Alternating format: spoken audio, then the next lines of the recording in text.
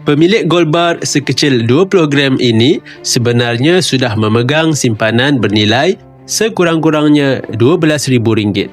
Ada duit, belum tentu ada emas. Tetapi bila seseorang ada emas, dia secara automatik memiliki nilai sebenar yang boleh dicairkan pada bila-bila masa. Emas bukan sekadar aset fizikal. Ia adalah aset dengan intrinsic value kerana nilainya datang daripada zat emas itu sendiri. Ia tidak bergantung kepada syarikat, kerajaan atau kertas perjanjian.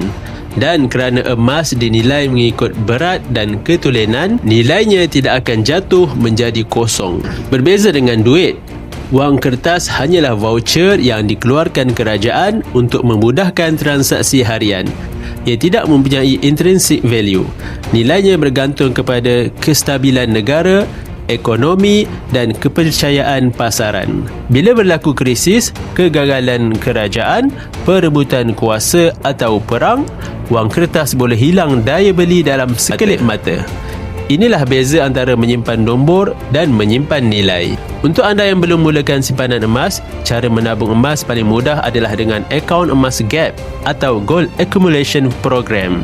Anda boleh kumpulkan gram emas sedikit demi sedikit dan apabila sudah cukup gram emas dalam akaun, anda boleh fizikalkan emas anda dalam pelbagai saiz termasuk gold bar 20 gram.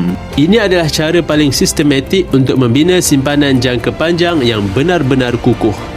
Bagi yang berminat untuk memulakan simpanan emas bersama Public Gold, anda boleh rujuk pin video untuk saya bantu anda daftar sebagai ahli dan bimbing anda dalam cara dan langkah-langkah simpanan emas yang terbaik untuk anda.